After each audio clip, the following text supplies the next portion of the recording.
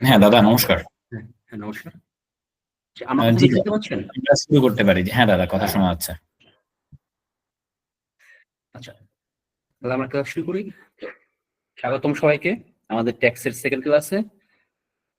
আজকে second class. আমরা last ক্লাসটা করলাম গত কিছুদিন আগে, আমরা ফার্স্ট ক্লাস করলাম এবং আজকে আমাদের সেকেন্ড ক্লাসটা হবে। তো এখন দেখেন, যেহেতু আমরা ইনিশিয়াল পর্যায়ে আছি, তো আমরা কিন্তু এখানে যে আমাদের ইন্ট্রোডাকশন চ্যাপ্টার সেগুলোর মধ্যে আছি। তো আমাদের আজকের সেকেন্ড ক্লাসে ট্যাক্সের আমাদের ইন্ট্রোডাকশনটা ছিল, সেখানে আমাদের আরো বেশ কিছু টপিক ছিল, কিছু ডেফিনিশন ছিল, যেগুলো আমাদের কিছু কোর আইডিয়া থাকা দরকার। কিছু কিছু জিনিস আমাদের ট্যাক্সে আছে যেগুলো আসলে এক্সাম হয়তো আসে না, বাট অ্যাজ এ স্টুডেন্ট আমাদের প্রফেশনাল লাইফ, পার্সোনাল লাইফ, আমাদের এগুলো জানা থাকা উচিত। আমরা আজকে সেই ধরনের কিছু টপিক নিয়ে আলোচনা করব, যেগুলো খুব কমন জিনিস এবং অ্যাজ এ সিরিয়াস স্টুডেন্ট আমাদেরকেও জানা থাকা উচিত। তো আমি এখানে ডিসকাস করবো। এবং নেটওয়ার্ক হয়তো একটু সমস্যা হতে পারে। তো আপনাদের কাছে রিকোয়েস্ট থেকে, যদি নেটওয়ার্কের সমস্যা থাকে আপনারা একটু হ্যান্ড রেজ করবেন, হ্যান্ড রেজ করে সেটা জানাবেন। আর যদি আপনারা একসাথে কয়েকজন কথা বলতে চান, তখন একটা ব্যাড একটা নয়েজ আসতে পারে, তো এতে হয় কি কথাটা অনেক সময় কি শোনা যায় না। তো আমি এখানে শুরু করতে চাচ্ছি আমাদের আজকের ক্লাসটা। লাস্ট ক্লাসে আমরা যেখানে শেষ করছিলাম, আমরা রেসিডেন্ট পর্যন্ত দেখছিলাম, যেখানে আমরা ডিসকাস করছি কিভাবে আমরা রেসিডেন্ট ক্যালকুলেশন করব এবং একজন ট্যাক্সদারকে, সে রেসিডেন্ট নাকি নন রেসিডেন্ট, আমরা এটা আইডেন্টিফাই করব। তো আজকে আমরা ওর পরবর্তী অংশ থেকে শুরু করব। আমি স্ক্রিনটা শেয়ার দিচ্ছি, জাস্ট একজন একটু কনফার্ম করেন যে স্ক্রিনটা শো হয় কিনা। জি ভাই, শো হচ্ছে। আচ্ছা, এখন দেখেন আমাদের আজকের টপিকের একটা ফার্স্ট যে টপিক আসছে, সেটা হলো ট্যাক্স ডে। তো এখানে দেখেন, ট্যাক্স ডে বলতে আসলে কি বোঝানো হয়, তাই না? আমাদের এই ইনকাম ট্যাক্স অ্যাক্ট অনুযায়ী ট্যাক্সের একটা ডেফিনেশন দেওয়া হয়েছে এবং ট্যাক্সের একটা আইডেন্টিফিকেশন দেওয়া হয়েছে যে পার্টিকুলার কোন দিনকে আমরা ট্যাক্স ডে বলবো। এইখানে দেখেন, নাম্বার এতে বলা হয়েছে in case of N SSC other than company. তার মানে কোম্পানি ব্যতীত বাদ বাকি যে সকল এসএসসি আছে না কেন, তাদের ট্যাক্স ডে হবে 30 নভেম্বর। এটা কবে হবে? 30 নভেম্বর। এখন দেখেন, এখানে কিন্তু আদার দ্যান কোম্পানি 30 নভেম্বর বলা হয়েছে। আমরা এখন দেখবো যে কোম্পানি ক্ষেত্রে কি হবে। আমাদের এখানে অপশন বিতে বলা হয়েছে, দেখেন, in case of company, company ক্ষেত্রে 15 day of the 7 month following the end of the income ইয়ার। তার মানে ইনকাম ইয়ার শেষ হবে, ইনকাম ইয়ার শেষ হবে এরপরে কবে? সপ্তম মাসের 15তম দিন। এখানে দেখেন 15 day of the 7th month, এটা কিন্তু 7 মান্থ বলছে, তার মানে সপ্তম মাসের 15তম দিন। যদি একটু আমরা অন্যভাবে বলি, এটা তাহলে কবে হয়? ইয়ার এন্ড শেষ হওয়ার 6.5 মাস, তাই না? ইয়ার এন্ড শেষ হওয়ার 6.5 মাস পরে। এখন দেখেন, যদি আমরা একটু ক্যালকুলেশন করে দেখি এটা কবে পড়ে। ধরেন একটা কোম্পানি যাদের ইয়ার এন্ড জুন 30-এ, যাদের ইয়ার এন্ড জুন 30-এ, এর ট্যাক্সটা কবে পড়বে? 6.5 মাসে। তাহলে এটা কিন্তু হয় কবে? যদি একটু হিসাব করে দেখেন, জানুয়ারি 15-তে পড়ে। এটা পরে কবে? জানুয়ারি 15-তে। কারণ কি, জুন তো আমাদের শেষ হলো, এর পরে 6 মাস ডিসেম্বর। জানুয়ারি মাসের 15 তারিখ, জানুয়ারি মাসের 15 তারিখ আমাদের এটা কি হবে? ট্যাক্স ডে হবে। কাদের জন্য? যেসব, এগুলো হচ্ছে কোম্পানির জন্য। এখন দেখেন, এই হচ্ছে আমাদের নাম্বার ওয়ান অপশন বলছে। এখানে আরেকটা কথা কি বলছে? অর। আমাদের এই যে যেটা আমরা শিখলাম যে সপ্তম মাসের 15তম দিন, এটা হচ্ছে অরের প্রথম অংশ। এরপরে বলছে or the 15 day of September, সেপ্টেম্বরের 15তম দিন following the end of the income year, income year শেষ হওয়ার পরে গিয়ে হয়। আর the set 15 day falls before the 15 day of September. এর মানে হলো, যে সকল ট্যাক্স ডে ক্ষেত্রে এই 15তম দিন, এই যে সপ্তম মাসের 15তম দিন, এই যে সপ্তম মাসের 15তম দিন, এই তারিখটা যদি 15 সেপ্টেম্বরের আগে হয়, সেক্ষেত্রে তার ট্যাক্স হবে 15 সেপ্টেম্বর। অ্যাজ এক্সাম্পল, আমরা এখানে দুটো হিসাব আনি, তাহলে এটা ক্লিয়ার, বিষয়টা ক্লিয়ার হয়ে যাবে। ধরেন একটা কোম্পানির ইয়ার এন্ড জুন 30, তাহলে এর ট্যাক্স কবে পরে দেখেন? জানুয়ারির 15-তে। এখন দেখেন, এখানে কি বলছি, ইয়ার এন্ড শেষ হওয়ার পরে গিয়ে 6.5 মাসে, এবং সেই 6.5 মাস যদি সেপ্টেম্বরের আগে পড়ে, ইয়ার এন্ড শেষ হচ্ছে কবে, জুনের 30 তারিখ। তাহলে যদি আমরা একটু কাউন্ট করেন, জুনের পরে জুলাই, আগস্ট, সেপ্টেম্বর, তার মানে দেখেন সেপ্টেম্বর কিন্তু পার করে গিয়ে জানুয়ারি 15 হয়েছে। সেই ক্ষেত্রে এর ট্যাক্স হবে জানুয়ারির 15 তারিখ। এবং যেসব কোম্পানির ক্ষেত্রে বলা হয়েছে এই যে 6.5 মাসটা 15 সেপ্টেম্বরের আগে, সেই ক্ষেত্রে তার ট্যাক্স হবে 15 সেপ্টেম্বর। ধরেন এটা ব্যাংকের বুঝিনি কথা, ভাই। ব্যাংকের মানে ইয়ার এন্ড যেদিন শেষ হবে সেইখান থেকে 6.5 মাস, ডিসেম্বর। এটা হচ্ছে ট্যাক্স ডেট। তাহলে যেসব কোম্পানি ইয়ার এন্ড জুনের 30 তারিখ, তার 6.5 মাস পরে কবে, জানুয়ারি 15 তারিখ পরে, হ্যাঁ। তাই না? যদি আপনি একটু কাউন্ট করেন জানুয়ারি 15 তারিখ, এখন দেখেন এই যে জানুয়ারি 15 তারিখ, এইটা কি সেপ্টেম্বরের আগে নাকি সেপ্টেম্বরের পরে? সেপ্টেম্বরের আগে। সেপ্টেম্বরের পরে। সেপ্টেম্বরের পরে, কারণ ইয়ার এন্ড তো জুনের, ইয়ার এন্ড তো জুনে, জুন, জুলাই, আগস্ট, এরপরে কিন্তু জানুয়ারি আসছে। তার মানে কি এই ডেটটা কিন্তু সেপ্টেম্বরের পরে গিয়ে পড়ছে, ইয়ার এন্ড শেষ হওয়ার পরে যে সেপ্টেম্বর, তাই না? এখন যে কোম্পানির ইয়ার এন্ড ডিসেম্বর 31, যে কোম্পানির ইয়ার এন্ড, ধরেন ব্যাংকের ইয়ার এন্ড 31 তারিখ, 31 ডিসেম্বর, তাহলে আপনি যদি এর 6.5 মাস গুনেন, এর 6.5 মাস কিন্তু জানুয়ারি, ফেব্রুয়ারি, মার্চ, এপ্রিল, মে, জুন, জুলাই, এর কিন্তু জুলাইয়ের 15 তারিখ পরে দেখেন, তাই না? এই যে ব্যাংকের ক্ষেত্রে যেটা ইয়ার এন্ড 31 ডিসেম্বর, এর 6.5 মাস পড়ছে কিন্তু জুলাইয়ের 15 তারিখ, যেটা কিন্তু অবভিয়াসলি সেপ্টেম্বরের আগে, তাই না? July, August, September. এই ক্ষেত্রে বলা হয়েছে যেহেতু এর এই 6.5 মাসটা সেপ্টেম্বরের আগে পড়ছে, সেই ক্ষেত্রে এর ট্যাক্স হবে 15 সেপ্টেম্বর। এই জন্য ব্যাংকের ক্ষেত্রে কিন্তু নর্মালি আমাদের দেশে ব্যাংক এপাই, এনবিএ পাই, এদের তো 31 ডিসেম্বর, তাহলে এর ট্যাক্স হবে সেপ্টেম্বরের 15 তারিখ, নট জুলাই 15 তারিখ। এই ক্ষেত্রে দেখেন যদি হিসাব করেন এখন, তাহলে এরা কয়দিন পাইতেছে, এরা কিন্তু 6.5, 7.5, 8.5 মাস পাইতেছে। কারণ কি, এদের 6.5 মাস কিন্তু সেপ্টেম্বরের আগে, সেক্ষেত্রে এদের ট্যাক্স হবে সেপ্টেম্বরের 15 তারিখ। সো যাদের ইয়ার এন্ড জুনের 30 তারিখ, তারা কিন্তু অ্যাকচুয়ালি 6.5 মাসের সময় পায়। যাদের ডিসেম্বর 31 তারিখ, তারা কিন্তু 8.5 মাস সময় পায়, কারণ তাদের এই দিনটা হচ্ছে সেপ্টেম্বরের আগে পড়ছে। এখন যদি আপনি অন্যভাবে হিসাব করেন, যে কোনো একটা র্যান্ডম একটা মাস ধরেন, যেগুলো র্যান্ডম মাস, আপনি যেগুলো র্যান্ডম মাস ধরবেন, সেই র্যান্ডম মাস ধরে আপনি 6.5 মাস গুনবেন। কারণ কি, নর্মালি কিন্তু আমাদের এতে সেইটাই হয়, যেটা আমাদের কিন্তু বলা আছে, যেগুলো ফরেন কোম্পানি, তারা চাইলে তাদের প্যারেন্টের ইয়ার এন্ড ফলো করতে পারবে। এখন ধরেন অ্যাজ এক্সাম্পল, একটা কোম্পানি যাদের প্যারেন্ট হচ্ছে চাইনিজ, এবং তাদের ইয়ার এন্ড হতেছে এপ্রিলে, তাদের ইয়ার এন্ড এপ্রিলের 30 তারিখ। তাহলে এই ক্ষেত্রে যদি ইয়ার এন্ড এপ্রিলের 30 তারিখ হয়, এই ক্ষেত্রে কি বলা হয়েছে, ইয়ার এন্ড শেষ হওয়ার 6.5 মাস। তাহলে এপ্রিলের পরে গিয়ে কবে পরে, এপ্রিল থেকে যদি কাউন্ট করেন অক্টোবরের 6.5 মাস পরে কিন্তু অক্টোবরের 15 তারিখ, তাই না? অক্টোবরের 15 পরে, এবং এই অক্টোবরের 15 কিন্তু সেপ্টেম্বরের পরে গিয়ে হয়েছে, কারণ এপ্রিলের পর থেকে সেপ্টেম্বর, এরপরে গিয়ে অক্টোবর আসছে। এই ক্ষেত্রে ইয়ার এন্ড কিন্তু অক্টোবরের 15 হবে।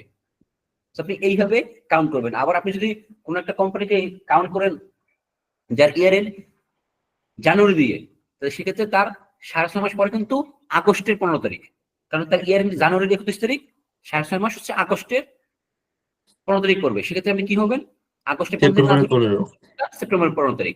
এইভাবে আপনাকে ইয়ার এন্ডের পর থেকে এই মাসটা আপনাকে কাউন্ট করে এই ট্যাক্স ডে ধরতে হবে। এখন দেখেন এই ক্ষেত্রে একটা এক্সেপশন আছে, সেটা হলো কি,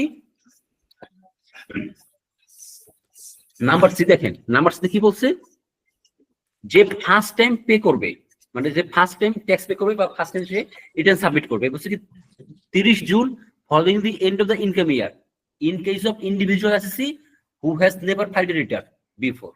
তার মানে যে পূর্বে কখনো রিটার্ন ফাইল করে নাই, ইন্ডিভিজুয়াল অ্যাসেসি ব্যক্তি, সেক্ষেত্রে তার প্রথমবারের জন্য তার ট্যাক্স হবে কিন্তু পরবর্তী 30 জুন। তার মানে সে কিন্তু পুরো 1 বছর সময় পাবে। ধরেন তার যদি 23 জুনে ইনকাম শেষ হয়, তার ট্যাক্স হবে কিন্তু 24 জুনে, সে কিন্তু পুরো 1 বছর সময় পাচ্ছে। এটা কিন্তু ফর দ্য ফার্স্ট টাইম, শুধু প্রথম বছরের জন্য। এরপর থেকে কিন্তু সে স্বাভাবিকভাবে 30 নভেম্বর চলে আসবে। এরপরে নাম্বার ডি, নাম্বার ডিতে কি বলছে, যারা বাইরে থাকে, in case of individual অ্যাসেসি residing abroad, যারা বাইরে থাকে, এক্ষেত্রে কি বলছে, তারা যখন দেশে আসবে 90th day from the date of his return, Bangladesh, যখন সে বাংলাদেশে ব্যাক করবে ওই ব্যাক করার 90তম দিন, তাহলে যে ব্যাক করবে সেই দিন থেকে 90তম দিন, এই ব্যাক করা বলতে কিন্তু বোঝানো হয় যেদিন সে বাংলাদেশে এন্ট্রি নিয়েছে এবং তার পাসপোর্টে ডেট করে, কারণ যখন সে বাংলাদেশে এন্ট্রি নিয়েছে অবশ্যই তার পাসপোর্টে ডেট করছে ওই ডেট থেকে 90 দিন। এটা কিন্তু শুধুমাত্র ইন্ডিভিজুয়াল অ্যাসেসের জন্য। আর নর্মালি একটা বিষয় হচ্ছে যদি ট্যাক্স ডে উইকেন্ড হয়, বন্ধ হয় বা হলিডে, সেক্ষেত্রে সেটা অটোমেটিক্যালি পরের দিন চলে যাবে। সাথে আরেকটা জিনিস জানা ছিল যে কোনো কোম্পানি যদি তার এই যে ফরেন কোম্পানি হলে তখন কি হবে? ফরেন কোম্পানি যদি ফরেন কোম্পানি বাংলাদেশের ইনকাম ইয়ার ফলো করে সে তো করলো, নর্মালি হবে। আর নলে সে কি করতে হবে, ডিসিটির পারমিশন নিয়ে তার প্যারেন্টের মানে সে যে দেশের কোম্পানি ওই দেশের সে রুল ফলো করতে পারবে। এক্ষেত্রে তার যে ইয়ারে আপনি সেইভাবে এই 6.5 মাস গুনবেন, দেখবেন যে কোথায় গিয়ে পড়ে, সেইভাবে আপনি ওইটাকে ডিটারমাইন করবেন। ঠিক। আচ্ছা, আর এখানে আরেকটা জিনিস মনে রাখবেন, ট্যাক্স ডে বলতে কিন্তু এই যে দিনগুলো হয়েছে এই দিনই বুঝাবে। যদি ডেট এক্সটেন্ড করে, কিন্তু তাকে শুধুমাত্র তাকে কি বলা হয়েছে, তাকে একটা এক্সটেনশন দেওয়া হয়েছে, বাট আপনি কিন্তু বলতে পারবেন না তার ট্যাক্স ডে বেড়ে গেছে।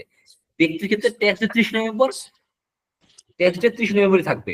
যদিও আমাদের দেশে সচরাচর প্র্যাকটিস থেকে 2-3 মাস বাড়ায়, জানুয়ারি, ফেব্রুয়ারি, মার্চ কিন্তু এইভাবে বাড়ায়, বাট ট্যাক্স ডে কিন্তু 30 নভেম্বরই বলতে হবে। ট্যাক্স ডে বলতে কি বোঝানো হচ্ছে? ট্যাক্স ডে করে ডে রিটার্ন সাবমিট করে, মানে তাকে রিটার্ন সাবমিট করা লাস্ট ডেট, মানে আইন অনুযায়ী, এটা কিন্তু আইন অনুযায়ী ওটা লাস্ট ডেট। আর এনবিআর কি করে, এনবি তার নিজস্ব ক্ষমতা বলে কিছু ডেট এক্সটেনশন করে, বাট সে শুধুমাত্র সাবমিশনের ডেট এক্সটেন্ড করছে, সে কিন্তু ট্যাক্স ডে বাড়াতে পারে নাই। যদি ট্যাক্স ডে বাড়াতে হয় তাহলে কিন্তু এই আইন চেঞ্জ করতে হবে, কারণ আইন অনুযায়ী 30 নভেম্বর বলা হয়েছে, ওটা তার সাথে একটা ডেট এক্সটেনশন দেওয়া হয়েছে।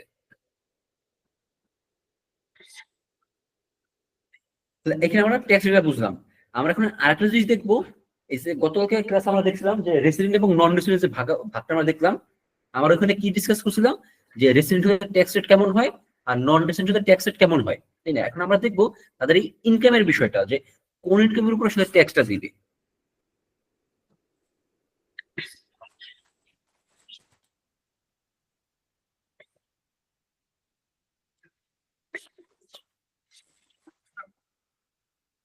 আমরা যে ট্যাক্স রেট পরে দেখি, আমরা চাচ্ছিলাম যে সব ট্যাক্স রেটটা একবারে দেখবো। আগে আমরা ওই বিষয়টা দেখে আসি, যেহেতু ওটা চলে আসছে। কিছু কিছু জিনিস বলতে একটু রিয়ালাইজ করলে ভালো হতো, বাট এখানে করে নাই। ওটা মনে 15 পেজে আছে। এইখানে আছে, দেখেন, রেসিডেন্ট এবং নন রেসিডেন্ট, তাই না? রেসিডেন্ট এবং নন রেসিডেন্ট কার কোন ধরনের ইনকামটা ট্যাক্সেবল হবে বাংলাদেশে? যদি বাংলাদেশে একজন ব্যক্তি রেসিডেন্ট হয়, বা যে বাংলাদেশে রেসিডেন্ট হবে, তার ক্ষেত্রে তার টোটাল ইনকাম বাংলাদেশে ট্যাক্সেবল হবে। তার এখানে টোটাল ইনকাম বলতে কিন্তু বিডি প্লাস রেস্ট ওয়ার্ক। এখানে আমরা কি পেলাম, মানে যেহেতু সে বাংলাদেশের রেসিডেন্ট, তার সারা পৃথিবীর যেখানে ইনকাম হোক না কেন সে বাংলাদেশে ট্যাক্স দিবে, কজ সে বাংলাদেশের রেসিডেন্ট। তাহলে বিডি ইনকাম আর রেস্ট ওয়ার্ক সবকিছু মিলে সে ট্যাক্স দিবে, এটাকে রেসিডেন্ট।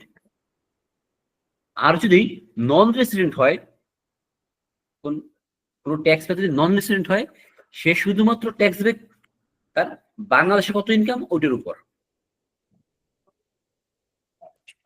দেখেন ডিফারেন্সটা কোথায়, রেসিডেন্ট এবং নন রেসিডেন্ট, এখানে কিন্তু ইনকাম একটা ডিফারেন্স চলে আসতেছে। যে রেসিডেন্ট সে বাংলাদেশ পুরো ওয়ার্ল্ড সব ইনকামের উপর বাংলাদেশ ট্যাক্স দিবে, আর যে নন রেসিডেন্ট সে শুধুমাত্র তার বাংলাদেশের যে পরিমাণ ইনকাম শুধু তার ওই টাকার উপর ট্যাক্স দিবে। তো এই কারণে যখন ইনকাম ক্যালকুলেশন করতে হবে তখন আমাদের এইটা মাথায় রাখতে হবে সে কি রেসিডেন্ট নাকি নন রেসিডেন্ট, এবং সেই অনুযায়ী তার ইনকামটা আমাকে কি করতে হবে, আমরা যখন যোগ করব ওইখানে আনতে হবে। তো এই পয়েন্টটা কি বুঝতে পারছেন? জি দাদা আমি একটু রেসিডেন্টটা একটু বুঝতে চাচ্ছিলাম। রেসিডেন্ট ধরেন একজন ব্যক্তি যদি বাংলাদেশের রেসিডেন্ট হয়, সে কিন্তু বাংলাদেশের রেসিডেন্ট অনুযায়ী বাংলাদেশের ট্যাক্স দিবে। যেহেতু সে বাংলাদেশের রেসিডেন্ট, সে বাংলাদেশে বসে তার ওয়ার্ল্ড ইনকাম সব ইনকামের উপর ট্যাক্স দিবে, সেটা তার ইনকামটা বাংলাদেশে বসে হোক বা তার বাংলাদেশের বাইরে আর্ন হোক, যে দেশে হোক না কেন, সে ট্যাক্স দিবে বাংলাদেশে বসে তার টোটাল ইনকামের উপর। এবার ক্লিয়ার? আর নন রেসিডেন্ট? শুধুমাত্র জি, দাদা। বাংলাদেশের উপর ট্যাক্স দিবে, শুধুমাত্র সে বাংলাদেশে যেটুকু তার ইনকাম হয়েছে শুধু ওটুকুর উপর ট্যাক্স দিবে। ভাই মানে এটা কি আমি নন রেসিডেন্ট বাংলাদেশি যারা তারাও কি না, শুধুমাত্র নন এখানে নন রেসিডেন্ট বলতে কোনটা? মানে নন রেসিডেন্টরা তো হচ্ছে শুধু বাংলাদেশের ইনকামটার উপরে ট্যাক্স দিবে, কিন্তু নন রেসিডেন্ট বাংলাদেশি যারা না না, এখানে নন তাদের রেসিডেন্ট ক্ষেত্রে- অল নন রেসিডেন্ট, এখানে নন রেসিডেন্ট বাংলাদেশি নাকি ফরেনার ম্যাটার করে না, সে নন রেসিডেন্ট হলে শুধুমাত্র বাংলাদেশ ইনকামের উপর ট্যাক্স দিবে। আচ্ছা মানে যে ইনকামটা বাংলাদেশে হয়েছে শুধুমাত্র ওইটার উপর ট্যাক্স দিবে। এখন সে নন রেসিডেন্ট বাংলাদেশি হতে পারে, নন রেসিডেন্ট ফরেনার হতে পারে, ওইটা ম্যাটার করবে না। মানে রেসিডেন্টটা তাহলে দাদা হচ্ছে যে আমি ফরেনার কিন্তু আমি বাংলাদেশি।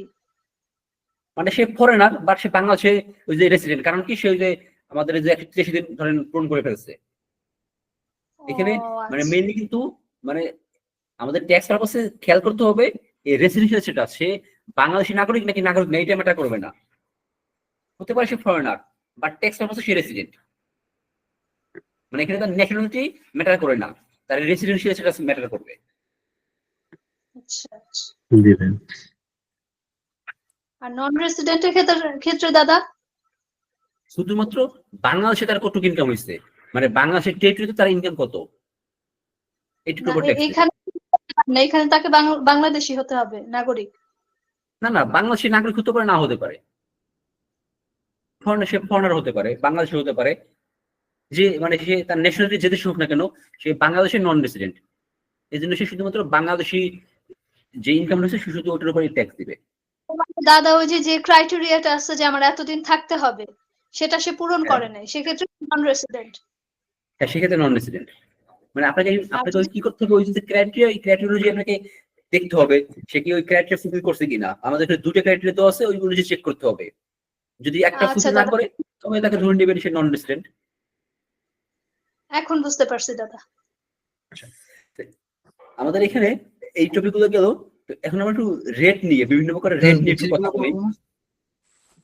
আমি বলতেছি এগুলো আস্তে আস্তে, মানে ওইটা আসলে কথা কথা চলে আসছে তো এই কারণে আগে দেখাইলাম। মানে এই সিরিজ দেখলে হয়তো ভালো হতো, বাট অনেক সময় কি কথা কথা চলে আসলে ওইগুলো বলে ফেলা ভালো, নয় পরবর্তী হয়তো খেয়াল থাকবে না। আমাদের এখানে আসছে, এখন দেখেন আমাদের যে ট্যাক্স রেট, এই যে ট্যাক্সের স্ল্যাব, ট্যাক্সের খেয়াল রাখবেন এই যে ট্যাক্সের স্ল্যাবটা সেইটা কিন্তু খুবই মুখস্থ থাকতে হবে, মানে দেখা মাত্র বলে ফেলতে হবে এরকম। যতগুলো স্ল্যাব আছে সব কি করতে হবে, মানে একেবারে ফুল ফিনিশ মুখস্থ থাকতে হবে। আমাদের যে বাংলাদেশের স্ল্যাব, এই স্ল্যাব অনুযায়ী প্রথম যে 3.5 লাখ, প্রথম 3.5 লাখ কি করা হয়েছে 0%। তার মানে দেখেন যদি কারোর ইনকাম 7 লাখ টাকার কম হয় সে কিন্তু ট্যাক্সের বাইরে, যার ইনকাম 7 লাখের কম সে কিন্তু ট্যাক্সের বাইরে। যার ইনকাম মিনিমাম 7 লাখ হয়ে গেছে, যার ইনকাম 7 লাখ হয়ে গেছে সে কি হবে, সে কিন্তু আমাদের রিটার্ন আন্ডারে চলে আসবে। ধরেন কারো ইনকাম 7 লাখের পরে 1 টাকা, মানে 7 লাখ পার করে 1 টাকা হয়েছে, তো সেই কিন্তু এই স্ল্যাবে চলে আসবে, 5% স্ল্যাবে চলে আসবে। কারণ কি এখানে কি বলছে, প্রথম 7 লাখ 0, নেক্সট 1 লাখ 5%। এখন এই নেক্সট 1 লাখ 5% যদি কারো ইনকাম হয় 3,60,000, তার নেক্সট 1 লাখ বলতে তার কয় টাকা আছে, 10,000 আছে, সে 10,000 এর উপর 5% ধরবে। এরপরে next 4 lakh 10%, next 5 lakh 15%, next 5 lakh 20%, এবং এরপরে যদি আর কোনো ইনকাম থাকে তার উপর 25%।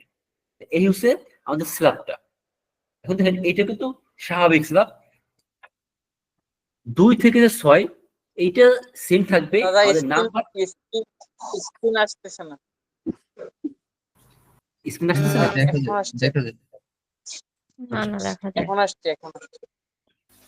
এখন দেখেন এই যে ফার্স্ট যে 7 লাখ টাকা বলা হয়েছে এটা কিন্তু অ্যাজ ইউজুয়াল সবার জন্য, মানে ভেরি কমন আকারে দেওয়া হয়েছে। এখন কিছু এক্সেপশন দেওয়া হয়েছে। এক্সেপশন এমন যেসব সিটিজেন, এখানে কিন্তু সিটিজেন মধ্যে কিন্তু অ্যাকচুয়ালি মেল, কারণ ওমেন মানে তো তাদের তো সেপারেটলি বলা হয়েছে। সিনিয়র সিটিজেন যাদের এজ অ্যাবভ 65, এবং ফিমেল। তার মানে কি, যারা ফিমেল তাদের বয়স কত ম্যাটার করে না, অল ফিমেল। এবং সিনিয়র সিটিজেন তাদের বয়স 65 বেশি, তার মানে পুরুষ, তাদের ক্ষেত্রে প্রথম 4 লাখ হবে 0। এটা খেয়াল রাখবেন যে কার ক্ষেত্রে ইনিশিয়াল স্ল্যাবটা কার ক্ষেত্রে কত, কারণ কি আমাদের ডিফারেন্স কিন্তু শুধুমাত্র ইনিশিয়াল স্ল্যাব। তাদের ফিমেল আর সিনিয়র সিটিজেন তাদের বয়স 65 এবং অ্যাবভ, তাদের জন্য ইনিশিয়াল স্ল্যাব হচ্ছে 4 লাখ টাকা 0। যেটা third gender SSC, third gender, handicapped or disable person, তাদের ক্ষেত্রে 4,75,000 0, মানে ফার্স্ট 4,75,000 0। এরপর যারা বলছে গেজেটেড ওয়ারেন্টেড ফ্রিডম ফাইটার্স, যারা আমাদের মুক্তিযোদ্ধা আছে, তাদের জন্য কত টাকা ইনিশিয়ালি বলা হয়েছে? 5 লাখ টাকা। এখন আপনাকে অঙ্ক অনুযায়ী দেখতে হবে, আপনাকে যে অঙ্কটা এক্সাম হতে দেওয়া হয়েছে ওইখানে কার কথা বলা হয়েছে, ওইখানে কিন্তু বলে দেয়। সাপোজ মিস্টার আরিফ, তার মানে সে পুরুষ এবং তার বয়স 65 বলে নাই, তার জন্য কিন্তু এইটা থাকবে 3.5 লাখ 0। এখন আপনার অঙ্কে বলে দিচ্ছে miss Sultana, suppose miss Sultana বলে দিচ্ছে, এই ক্ষেত্রে কিন্তু আপনাকে ধরতে হবে ফার্স্ট 4 লাখ 0, তাই না? এখন আপনি যদি এইটা না জেনে আপনি যদি শুরু এই নোটটা আপনি খেয়াল করেন নাই, সামহাউ মিস্টেক হয়ে গেছে, আপনি যদি ধরে 7 লাখ 0 দিয়ে শুরু করে দেন, তার মানে কি ট্যাক্সের অ্যামাউন্ট কিন্তু চেঞ্জ হয়ে আসবে। এই করে খেয়াল রাখতে হবে যে আমরা যে অঙ্কটা করতেছি এটা কার অঙ্ক করতেছি, সে কোন ক্যাটাগরিতে পড়ে। অনেক সময় বলে দেয় সে হ্যান্ডিক্যাপড পারসন, তার মানে কি তার ইনিশিয়াল ইনকাম ইনিশিয়াল 0 কিন্তু 4,75,000। আপনাকে এইটা একটু খেয়াল রাখতে হবে যে অঙ্কটা যে করতেছে কার অঙ্ক করতেছে, সেই অনুযায়ী কিন্তু ফার্স্ট চেকআপটা 0 ধরতে হবে। এইটা হচ্ছে আমাদের নাম্বার 1 এক্সেপশন। নাম্বার 2 এক্সেপশন হলো যদি এরকম হয় যে এসএসসি আছে, তাদের যে সন্তান চাইল্ড, ওই বাচ্চা হচ্ছে ডিজেবল, বাচ্চা ডিজেবল, এই ক্ষেত্রে বলা হয়েছে কি 50,000 মোর ফর ইজ ডিজেবল ডিপেন্ডেন্ট। এই ক্ষেত্রে তাদের যে বাচ্চা, এখানে কিন্তু ডিপেন্ডেন্ট বলা হয়েছে। ধরেন সে যদি ইন্ডিপেন্ডেন্ট হয় ওটা ভিন্ন ইস্যু, যদি সে ডিপেন্ডেন্ট হয় এই ক্ষেত্রে ওই বাচ্চার জন্য কি হবে, সে কিন্তু এক্সট্রা 50,000 ফ্রি পাবে। এখন ধরেন একজন ব্যক্তি যার ইনিশিয়াল 0 হচ্ছে 3.5 লাখ এবং তার একটা বাচ্চা আছে ডিজেবল, এক্ষেত্রে এই 3.5 লাখ সাথে যোগ হবে আরো 50,000, ইকুয়াল কিন্তু 4 লাখ হয়ে গেল। এরপরে যে উমেন বা ফিমেল যার ইনিশিয়াল 4 লাখ 0, তার যদি একটা বাচ্চা থেকে ডিজেবল, এখানে আরো 50 যোগ হবে। তার মানে এইখানে ইনিশিয়াল যে স্ল্যাবটা আছে ওর সাথে এডিশনাল কিন্তু 50,000 যোগ হবে। এই যে এডিশনাল যে 50,000 যোগ হবে এটা কিন্তু বলা হয়েছে প্রত্যেকটা ডিজেবল তার ডিপেন্ডেন্ট চিলড্রেনের জন্য। যদি এমন হয় তার 3টে বাচ্চাই ডিজেবল, সেক্ষেত্রে তার এই 4 লাখ, ধরেন ফিমেল তার 4 লাখ সাথে 3টে বাচ্চার জন্য 1.5 লাখ যোগ হবে। এই যে একটু এক্সেপশনাল যে বিষয়গুলো একটু খেয়াল রাখতে হবে। এইগুলো কারণ কি, ধরেন একটা অঙ্ক কিন্তু অনেক বড় থাকে, এই এরকম একটা ছোট একটা ইনফরমেশন মিস করলে কিন্তু পুরো ট্যাক্সের অ্যামাউন্ট চেঞ্জ হয়ে যাবে। তো এই জন্য যেটা করবেন যে কোশ্চেনটা ভালো করে পড়তে হবে, প্রত্যেকটা লাইন প্রত্যেকটা ওয়ার্ড ভালো করে পড়তে হবে, যাতে করে কোনো এরকম একটা ইনফরমেশন মিস না হয়। তো এই হচ্ছে আমাদের সেকেন্ড এক্সেপশনাল ইনফরমেশন, যেখানে আমরা দেখলাম যে কিভাবে আমরা স্যারটা ধরবো। এখন এটা কিন্তু আলাদা কোম্পানির জন্য, কোম্পানির দাদা। জন্য। তাহলে একটা কোশ্চেন ছিল, হ্যাঁ বলেন কি কোশ্চেন? তা হলো যদি 3টা ছেলে প্রতিবন্ধী হয় সন্তান, তাহলে এটা মা এবং বাবা দুজনে কি পাবে সুবিধাটা, না শুধু একজনে পাবে? যে কোনো একজন পাবে, যে কোনো একজন নিতে পারবে, দুজনকে তার সুবিধাটা দেবে না। তাহলে একাধিক সন্তান হলেও শুধুমাত্র মা অথবা বাবা একজনই পাবে? হ্যাঁ ধরেন এখানে 3টে বাচ্চা, মা নিতে পারে, বাবা নিতে পারে, অথবা দুজনে ভাগযোগ করে নিল, একজনের 2টা একজনের 1টা। এটা তাদের নিজস্ব ট্যাক্স নেই যে তারা কিভাবে করলে প্রতিজনের জন্য 50,000 টাকা করে পাবে, তবে যে কোনো একজন, তাই তো? হ্যাঁ যে কোনো একজন নিতে পারবে সুবিধাটা। দাদা, ধন্যবাদ। হ্যাঁ বলেন। 3.5 লাখের সাথে যে 50,000 যোগ হবে, তার মানে তখন 3.5 লাখ আর 50,000 মিলে 4 লাখ, তখন 4 লাখ আমার 0% আসবে। হ্যাঁ 4 লাখ, ফার্স্ট 4 লাখ জিরো, এরপর আবার বাকি Zero। স্ল্যাবটা সেম থাকবে, বাকি স্ল্যাব সেম থাকবে। এটা যদি শুধুমাত্র women এর ইনিশিয়াল স্ল্যাবের। আচ্ছা, আর উমেন যদি না, ওইটা এটা হ্যাঁ বলেন। না দাদা বলেন আপনি। না এই ক্ষেত্রে বলছিলাম কি, ধরুন যে এসএসসি সে পুরুষ হোক বা ফিমেল হোক, ডিসেবল পার্সন হোক, ফ্রিডম ফাইটার হোক বা থার্ড জেন্ডার হোক, যেই হোক না কেন, তার যে ইনিশিয়াল স্ল্যাব, তার ইনিশিয়াল স্ল্যাবের সাথে ওই 50,000 যোগ হবে পার পার্সন, পার ডিসেবল চিলড্রেনের জন্য। ভাইয়া এখানে যদি হচ্ছে 3 জন থাকে, হ্যাঁ, যেহেতু একজনের হ্যাঁ, জন্য 50,000, তাহলে 3 জনের জন্য তাহলে 1.5 লাখ টাকা। 1.5 লাখ। তার মানে হ্যাঁ হচ্ছে 3,50,000-এর সাথে আমার আরো টোটাল হচ্ছে 1.5 লাখ যুক্ত হবে, এবং 5 লাখ আমার ওইটা হচ্ছে ট্যাক্স এক্সাম্পশন, তাই তো দাদা? হ্যাঁ ট্যাক্স। হ্যাঁ আপনি তখন লিখবেন ফার্স্ট 5 লাখ জিরো। 5 লাখ কেন হয়েছে, আচ্ছা তার আচ্ছা, হ্যাঁ তার হ্যাঁ, রেগুলার সেটাই। 3.5 লাখ, আর 3 বাচ্চা 1.5 লাখ, ওই ফার্স্ট 5 লাখ জিরো, এরপরে নেক্সট 1 লাখ 5%। আপনি তখন ওইভাবে আগাবেন। এখন একটা ফ্যামিলিতে অনেকজনই থাকতে পারে, তবে একজন চিলড্রেন থেকে হচ্ছে 50 জন, মানে সরি 50,000 টাকা সর্বোচ্চ। হ্যাঁ, আচ্ছা, আর এই বুঝতে পারছি। সুবিধাটা প্যারেন্টস যেগুলো একজন নিতে পারবে। ধরেন বাবা মা দুজনই ট্যাক্স রিটার্ন সাবমিট করে, সেক্ষেত্রে যেগুলো একজন যে আছে এই কোনো সুবিধাটা একজন। নিতে পারবে। ওইটা তাদের নিজস্ব ট্যাক্স প্ল্যানিং, যে কে নিলে তাদের ট্যাক্স লায়াবিলিটি কম হবে, হ্যাঁ, বুঝতে বাট পারছি। সুবিধাটা নিতে পারবে যে কোনো একজন। তো এখন আমাদের হচ্ছিল ট্যাক্স রেট ফর কোম্পানিজ। এই যে কোম্পানিজ যে ট্যাক্স রেট, এই কোম্পানির ট্যাক্সটা একটু ডিফিকাল্ট, কারণ এখানে বেশ কিছু ভাগ নিয়ে আসছে। দাদা, হ্যাঁ বলেন। দাদা আমার একটা প্রশ্ন ছিল। আচ্ছা, এখানে যে ডিজেবল পার্সন বলছে, সেটা কি জন্মগতভাবে হতে হবে, না সে হয়তো নর্মাল পার্সন ছিল, সে দুই দুই বছর আগে কোনো অ্যাক্সিডেন্টে মানে তার একটা প্রবলেম হয়েছে, তখন তাকে ডিজেবল বলা যাবে? তখন বলা যাবে, বাট এক্ষেত্রে ডিজেবল, সে যে ডিজেবল এই জন্য কি করতে হয়, তার একটা সার্টিফিকেট থাকতে হয়। সে যে ডিজেবল পার্সন এই মর্মে সার্টিফিকেট থাকতে হয়। এখন সেটা বাই বার্থ হতে পারে, পরে হতে পারে, বাট তাকে অবশ্যই সার্টিফিকেট শো করতে হবে।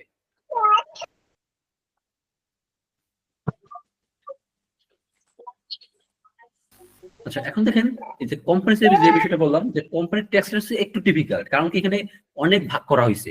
আমরা এক এক করে দেখি। এখানে হচ্ছে কি নেচার অফ কোম্পানি কেমন হবে আর ট্যাক্স রেট কত হবে। প্রথমে কি বলছে, পাবলিকলি ট্রেডেড কোম্পানি। এখানে পাবলিকলি ট্রেডেড কোম্পানি বলতে বোঝানো হয় যেসব কোম্পানি শেয়ার স্টক মার্কেটে ট্রেড হয়, পাবলিকলি ট্রেডেড কোম্পানি। এখন দেখেন বলছে কি transfer over 10% of share by IPO. যেসব পাবলিক ট্রেডেড কোম্পানি কি হয়েছে, তাদের আইপিও তে 10% বেশি শেয়ার ট্রান্সফার হয়েছে, তাদের ট্যাক্স হবে 22.5। ট্রান্সফার আপ টু 10%, তাদের হচ্ছে 25% ট্যাক্স। তার মানে দেখেন একটা পাবলিক ট্রেডেড কোম্পানি মানে কি, তার শেয়ার অবশ্যই আইপিও তে গেছে, তাই না? তার শেয়ারটা তো অবশ্যই আইপিও তে গেছে।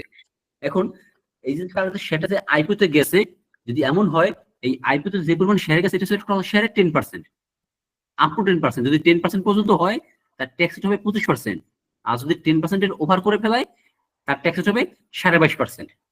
এটা হচ্ছে পাবলিক লিমিটেড কোম্পানির জন্য। আর বলছে কি নন পাবলিক লিমিটেড কোম্পানি, যেগুলো নন পাবলিক লিমিটেড কোম্পানি, তাদের ট্যাক্স বলছে 27.5।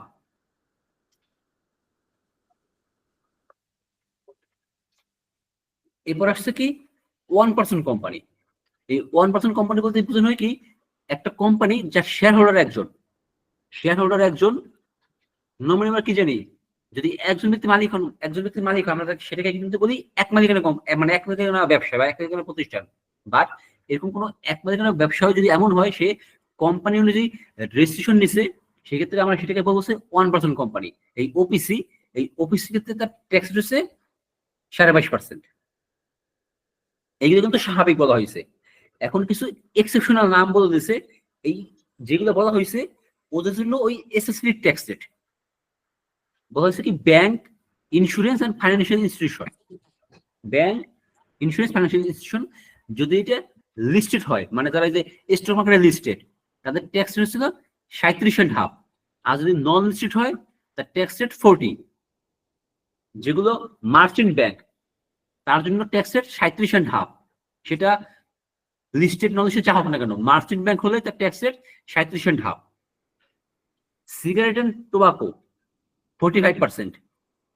মোবাইল ফোন অপারেটরস যদি মোবাইল অপারেটরস হয়, যেমন এই যে গ্রামীণ ফোন, বাংলালিংক, এইগুলো মোবাইল অপারেটরস, যদি সেটা নন লিস্টেড হয় তার ট্যাক্স রেট হচ্ছে 45, এবং যদি লিস্টেড হয় এবং তাকে কি শর্ত দিচ্ছে, at least 10% share capital and pre initial public placement shall not exceed 5%।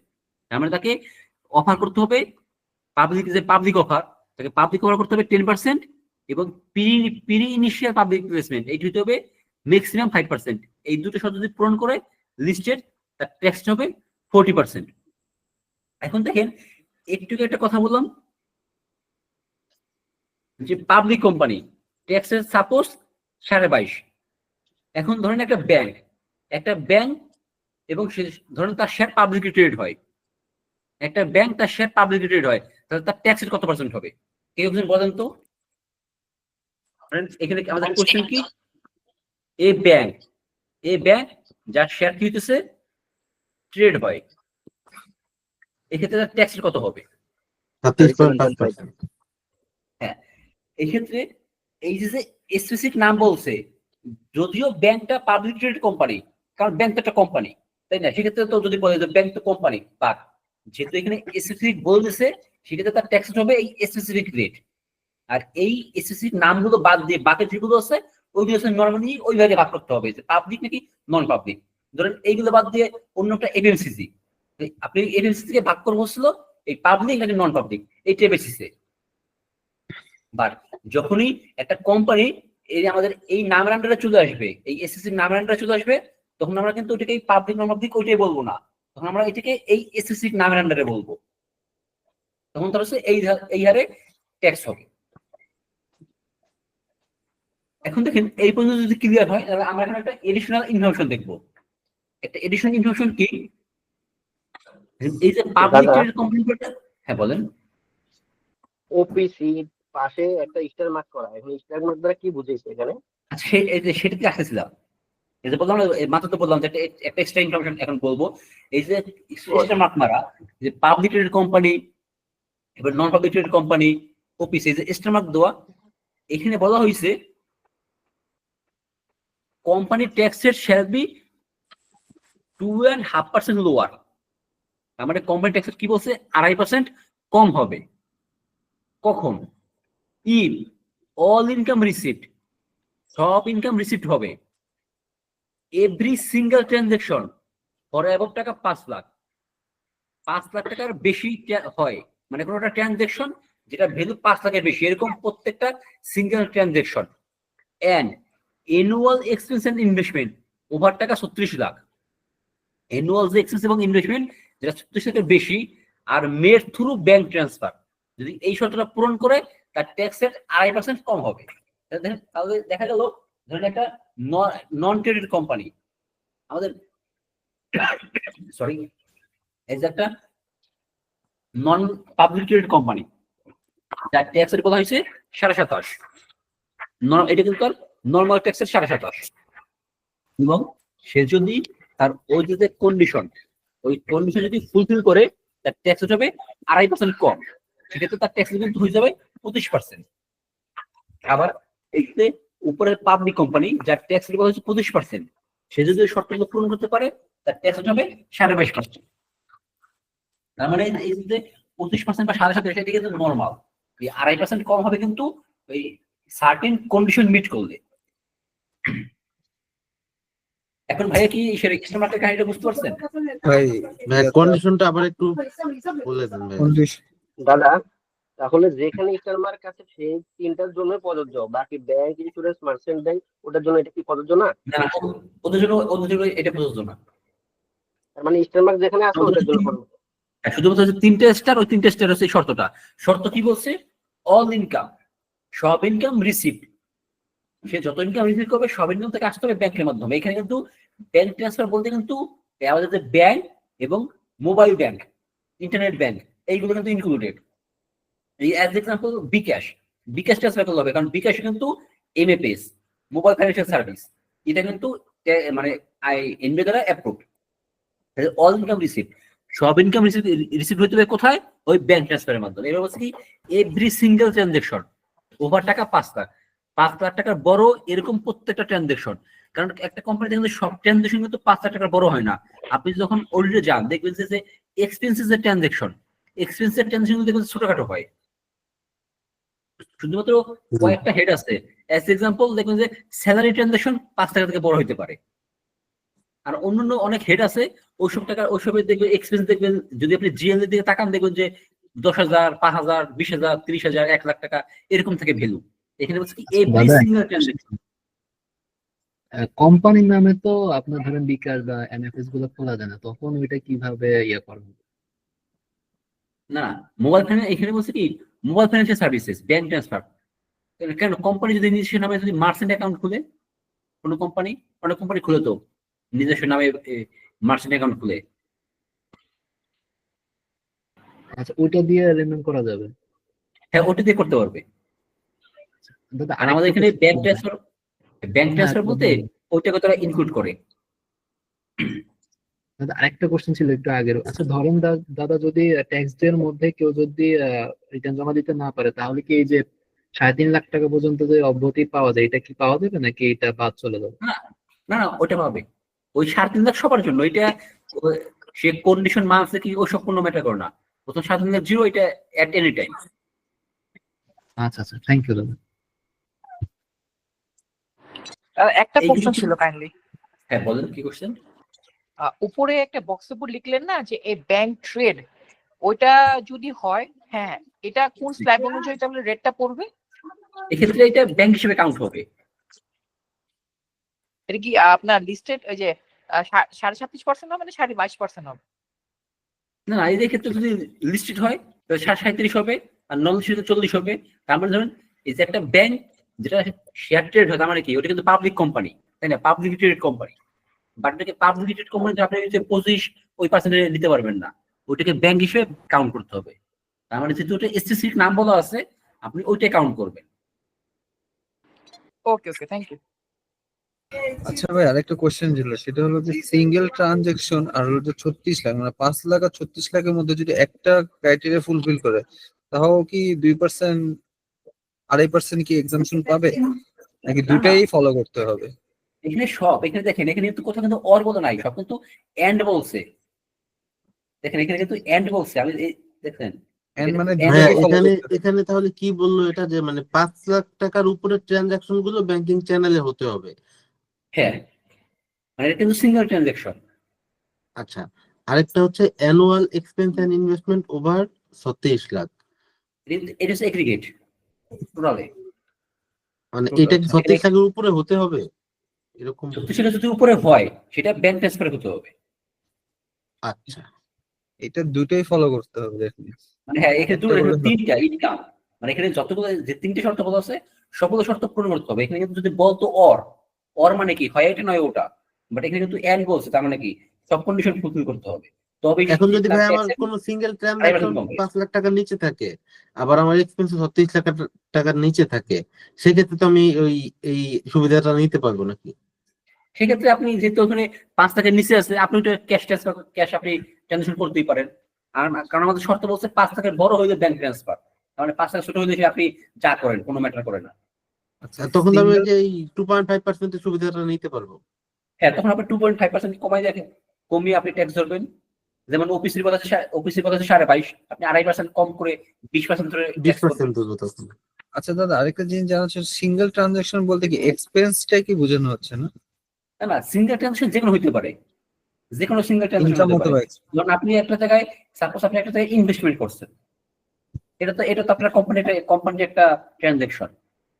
আপনি হ্যাঁ। ধরেন আপনার ধরেন রেভিনিউ, সেটা ট্রানজাকশন। আপনার এক্সপেন্স ট্রানজাকশন। আপনি ধরেন যে ইনভেস্ট করছেন, সেটাও ট্রানজাকশন। আপনি কোথা থেকে লোন নিছেন, সেটা তো আপনার ট্রানজাকশন। এখানে বলছে এভরি সিঙ্গেল ট্রানজাকশন, তার মানে ট্রানজাকশন যা হোক না কেন সেটা আপনার কোম্পানির ট্রানজাকশন হলেই হবে। জি ভাইয়া, এখন আপনি- একটা ট্রানজাকশন হলেই হবে। হ্যাঁ, মানে যে কোনো একটা হলেই হবে। হ্যাঁ জি ভাইয়া বলেন। ভাইয়া যদি ইন্ডিভিজুয়াল ইয়েতে স্যার, যে ট্যাক্স লেভেল, যদি সে ফ্রিডম ফাইটার হয়, সাথে যদি ডিজেবল চাইল্ড থাকে, তাহলে কি স্যার 5,50,000 হবে? মানে পার হ্যাঁ, ইয়ার যদি তার নিজের জন্য 5 লাখ, আর তার ওই ডিসেবল পার্সনের ডিসেবল চাইল্ড তার জন্য আরো পার্সেন্টের জন্য 50,000, সেক্ষেত্রে 5.5 লাখ হবে যদি তার একটা চিলড্রেন থাকে। মানে 50,000 করে অ্যাড হবে যে কোনো কন্ডিশনে, যদি সে ফ্রিডম ফাইটার বা ডিজেবল হয়, ম্যান ও রোমেল সব ক্ষেত্রে আপনার 50,000 যেরকম না কেন তার ইনিশিয়াল যে অ্যামাউন্ট ওর সাথে 50,000 হবে আর ওই পার ডিসেবল চিলড্রেনের জন্য। শুধু ফ্রিডম ফাইটার হলে না, এটা হচ্ছে যুদ্ধ আহত ফ্রিডম ফাইটার মনে হয়। ওটা হচ্ছে কি গেজেটেড ওন্ডেড, যারা যুদ্ধ হতো মানে ওইটার আলাদা লিস্ট আছে।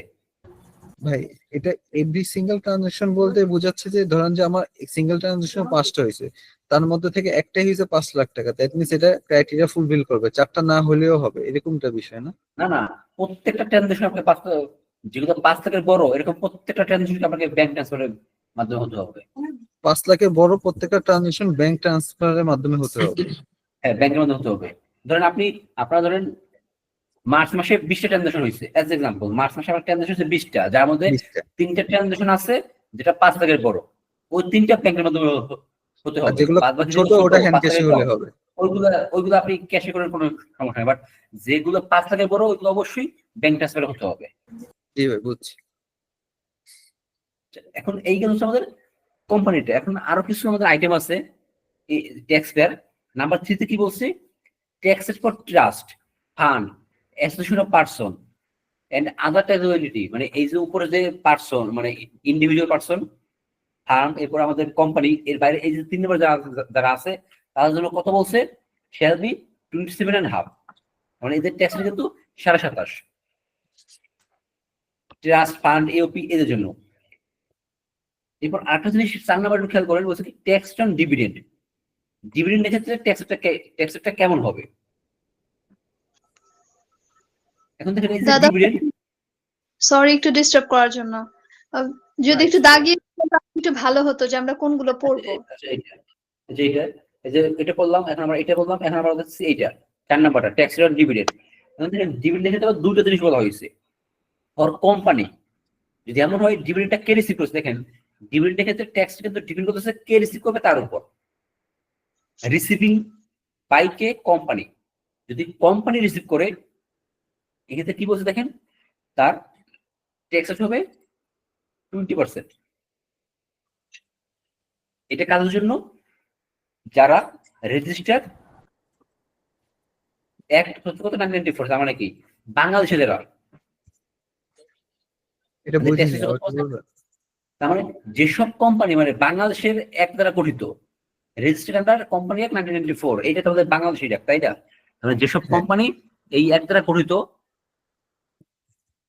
তাদের ট্যাক্সটা কি এখানে কি বলছে, ডিভিডেন্ডের উপর ট্যাক্সের 20%, টোটাল ডিভিডেন্ডের উপর 20% মানে ট্যাক্স দিতে হবে। তার ট্যাক্সের, তার টোটাল ডিভিডেন্ড কত, তারপর 20% ট্যাক্স।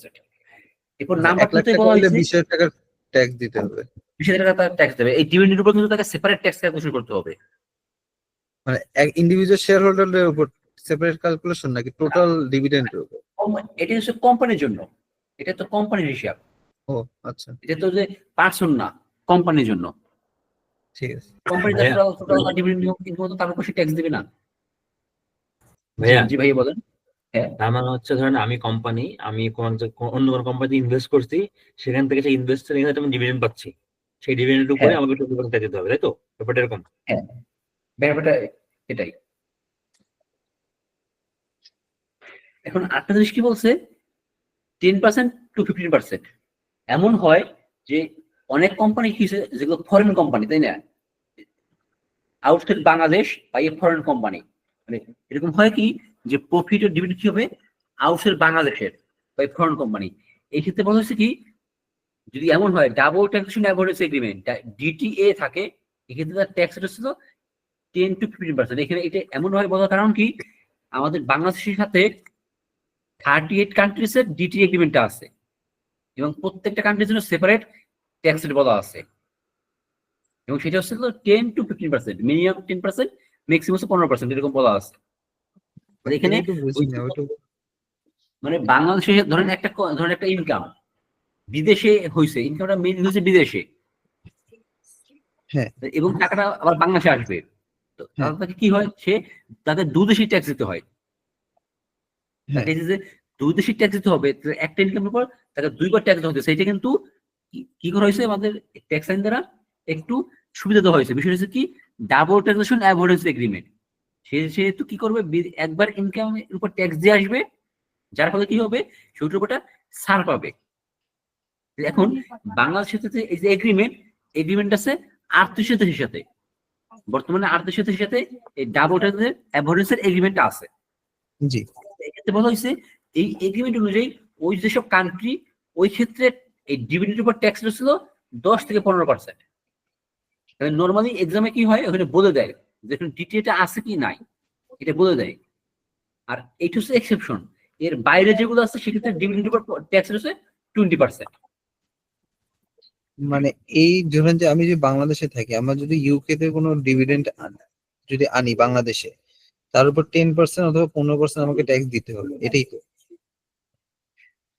এটা হচ্ছিল ফরেন কোম্পানি যেটা বাংলাদেশে আছে। বুঝতে পারিনি ভাই এটা।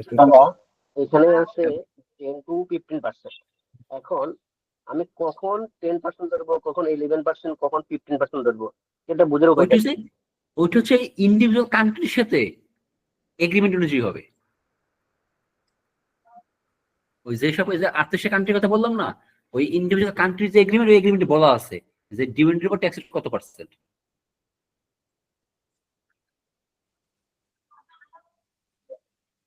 এইবার কি ক্লিয়ার এই বিষয়টা?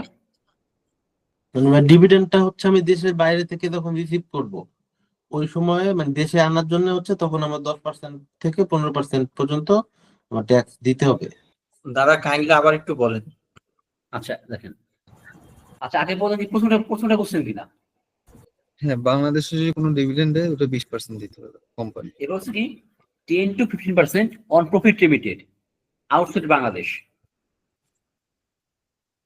বাংলাদেশের বাইরে কি করা হবে, প্রফিটটা রিমিট করা হবে, মানে পাঠানো হবে বাই এ ফরেন কোম্পানি।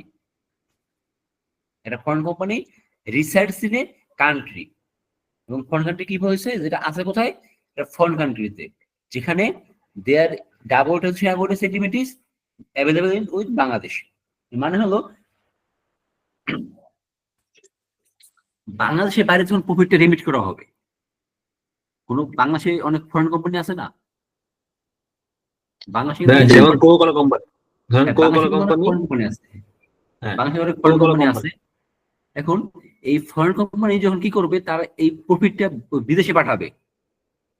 যখন সে বিদেশে পাঠাবে, তখন যে কান্ট্রিতে পাঠাবে ওই কান্ট্রির সাথে যদি বাংলাদেশের এগ্রিমেন্টে থাকে, এক্ষেত্রে ওই যে যখন সে টাকাটা পাঠাবে বাংলাদেশের বাইরে, তখন 10 to 15 এই পার্সেন্টেজ ট্যাক্স কেটে রাখবে। এটা তো ভাই যদি ডিটিএ থাকে, আর যদি ডিটিএ না থাকে সেক্ষেত্রে ডিটেলস না থাকলে নরমালি 20% কেটে রাখবে। 20%। আচ্ছা, এইটা হচ্ছে কোম্পানির জন্য। এখন বলছে কি আদার দেন কোম্পানি, আদার দেন যদি কোম্পানি হয়, নাম্বার 1 এ বলা হয়েছে resident and non resident Bangladeshi, resident এবং non resident Bangladeshi, individual firm, normal slab rate. তার মানে কোনো ব্যক্তি যদি ডিভিডেন্ড ইনকাম থাকে, তার যে অন্যান্য ইনকাম, ওই ইনকামের সাথে অ্যাড হয়ে নরমালি ওই স্ল্যাব রেটের ট্যাক্স হবে, সেপারেটলি ক্যালকুলেশন হবে না। আর নন রেসিডেন্ট ফরেনার, তার জন্য কত পার্সেন্ট, 30%। এই দুটোর মধ্যে ডিফারেন্স হচ্ছে এরকম, ধরেন একজন ব্যক্তি ধরেন তার 7 লাখ টাকা ইনকাম আছে, যার মধ্যে 80,000 টাকা ডিভিডেন্ড আছে, টোটাল হচ্ছে 7 লাখ, যার মধ্যে ডিভিডেন্ড হচ্ছে 80,000। এক্ষেত্রে নর্মাল স্ল্যাব বলতে বুঝতে হচ্ছে কি, এই যে 7 লাখ, এটাকে আপনি নর্মালি 7 লাখ 0, 1 লাখ 5, আপনি ওইভাবে ধরবেন, নর্মাল স্ল্যাব ওইভাবে ক্যালকুলেশন করবেন। বাট কোম্পানির ক্ষেত্রে এটা এইভাবে করতে হবে, ধরেন কোম্পানিতে নর্মাল ট্যাক্স রেট 25%, নর্মাল হচ্ছে 25%, আপনি এইটা দিয়ে সাপোজ ওর ইনকাম হচ্ছে 1 কোটি, আপনি 1 কোটিকে 25 দিয়ে গুণ দেবেন, হয়ে যাচ্ছে 25 লাখ।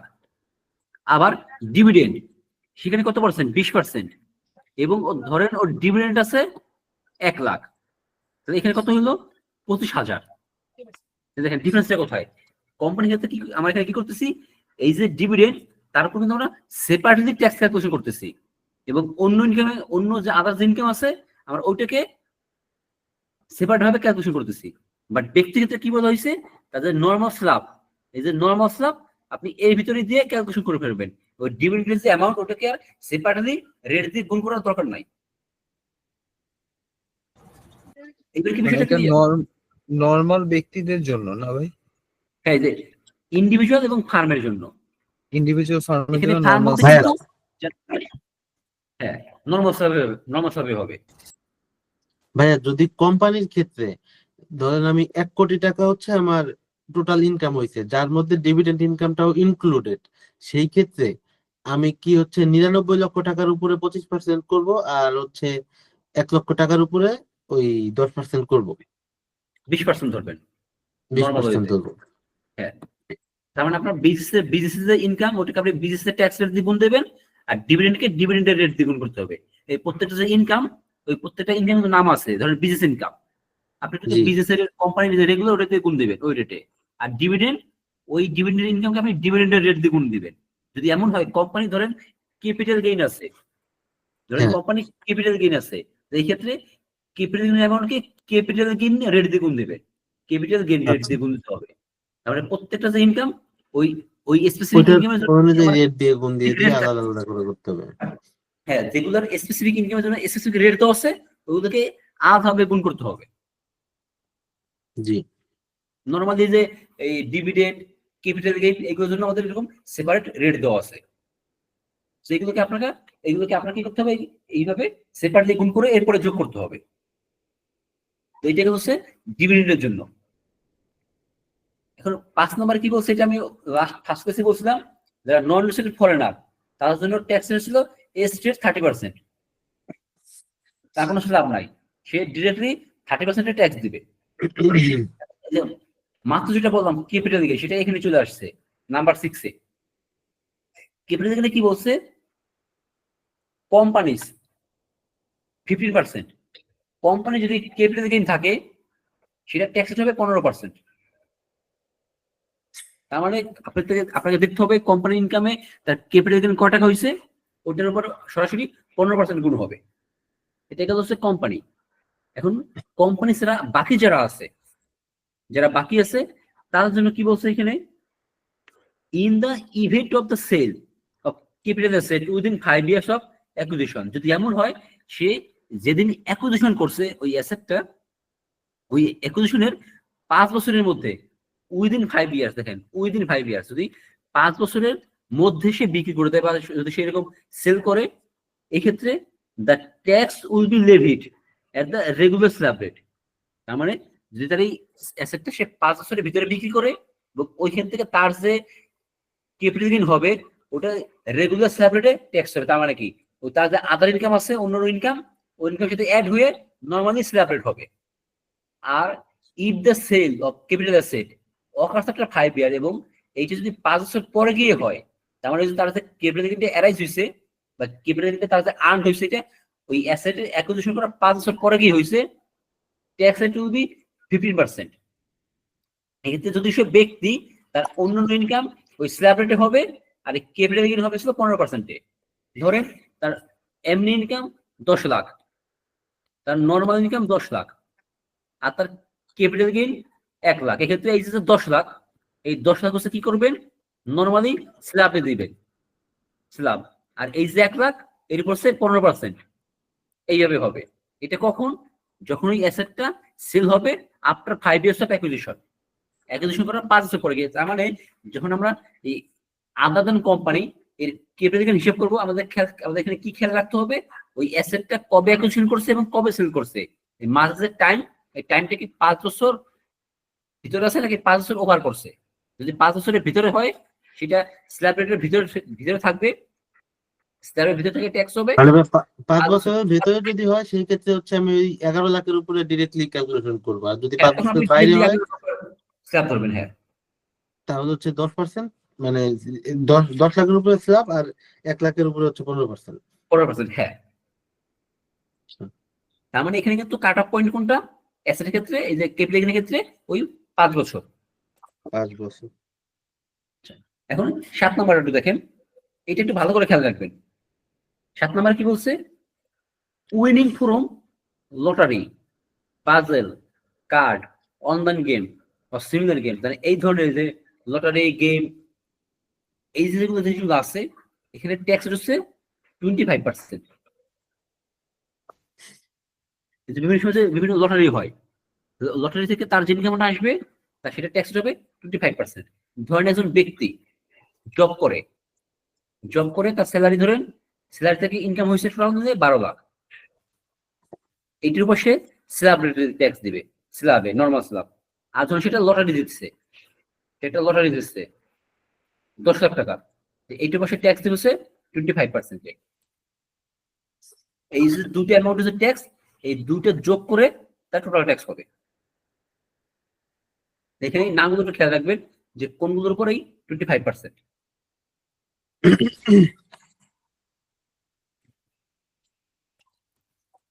এই হচ্ছে আমাদের বিভিন্ন যে ক্যাটাগরি অফ ইনকাম বা সোর্স অফ ইনকাম, এবং যে ক্যাটাগরিজ অফ এসএসসি কোম্পানি হোক বা আলাদা কোম্পানি যারা আছে, এই সবগুলো বেসিসে কি আমরা এখানে কি দেখলাম যে কার কোন ধরনের ট্যাক্সেট হবে এবং বা কোন কোন ইনকামের উপর কি পরিমাণ ট্যাক্সেট হবে। তো এই যে ট্যাক্সেট, এটা একটু ভালো করে খেয়াল রাখবেন, কারণ ট্যাক্সটা যদি ভুল হয়, ট্যাক্সের এমন ভুল হয়ে যাবে, অপশনে দেখবেন যে অ্যান্সারটা নাই। এই যে 7টা পয়েন্ট, এগুলো একটু বাসায় ভালো করে দেখবেন, আর এইগুলো কিন্তু ভালো করে মুখস্থ রাখতে হবে। দাদা একটা কোয়েশ্চেন ছিল, হ্যাঁ বলেন। নন রেসিডেন্ট ফরেনার আমরা কাদেরকে ধরবো? যেসব ফরেন ব্যক্তি বাংলাদেশে আছে এবং ওই যে রেসিডেন্সিতে দুটো কন্ডিশন, ওই কন্ডিশন ফুলফিল হয় নাই।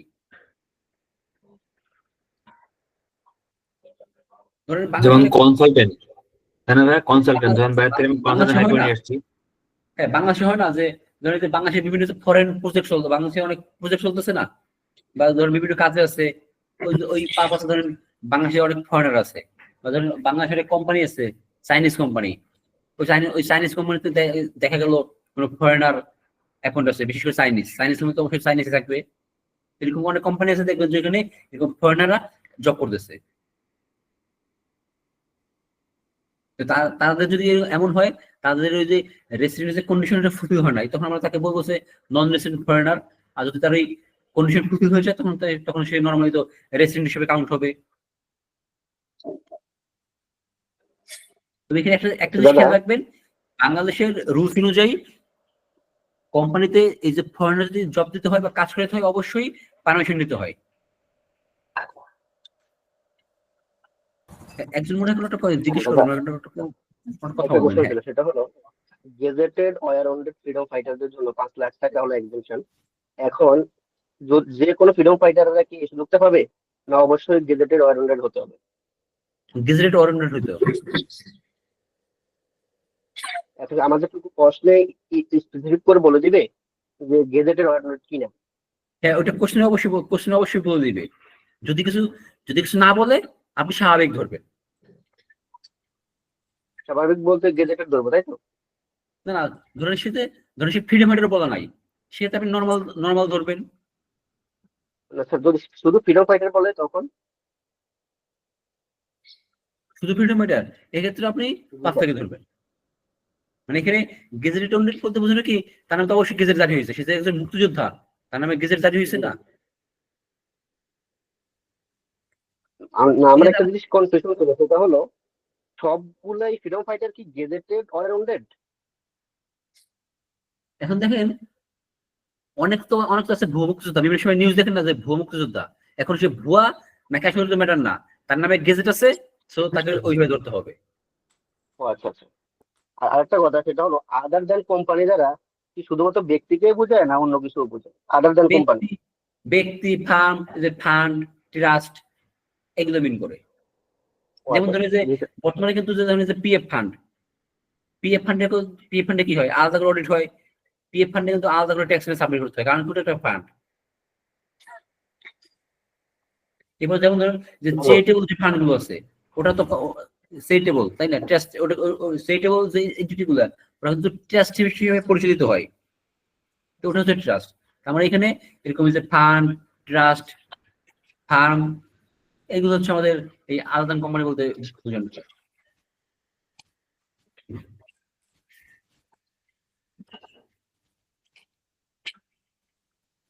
এখন এইখানে যেগুলো দেখলাম, এরপরে এইখানে যেগুলো আছে এগুলো দেখার দরকার নাই।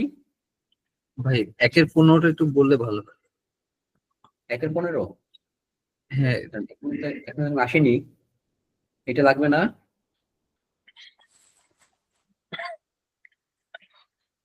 জি ভাই, এটা আচ্ছা, এটা তো আমরা একটু ডিসকাস করলাম। একটু হালকা একটু বললে ভালো। আচ্ছা, ধরেন এখানে কি বলছে, এখানে জাস্ট একটা এক্সাম্পল দিয়ে বোঝানো হয়েছে যে যাদের ইয়ার এন্ড কখন হলে তার ইনকামের কত হবে আর তার অ্যাসেসমেন্ট ইয়ার কত হবে। নর্মালি আমরা কি জানি, ইনকাম ইয়ার, ধরেন ইনকাম ইয়ার যদি 22-23 হয়, তার অ্যাসেসমেন্টের কত, ইনকাম ইয়ার, তার অ্যাসেসমেন্ট ইয়ার হবে 23-24। হ্যাঁ, এটা ইনকাম ইয়ারের পরবর্তী বছরটা হবে অ্যাসেসমেন্ট ইয়ার।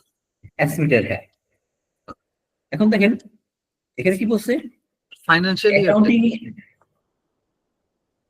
এখানে বাংলাদেশের ক্ষেত্রে ফাইন্যান্সিয়াল ইয়ার হচ্ছে জুলাই থেকে জুন, এটা হচ্ছে ফাইন্যান্সিয়াল ইয়ার। আর আমাদের বাংলাদেশে আবার ট্যাক্স অনুযায়ী যেটা ফাইন্যান্সিয়াল ইয়ার ওটি ইনকাম ইয়ার। সব দেশে ইনকাম তো সেম না হতে পারে, তাই না?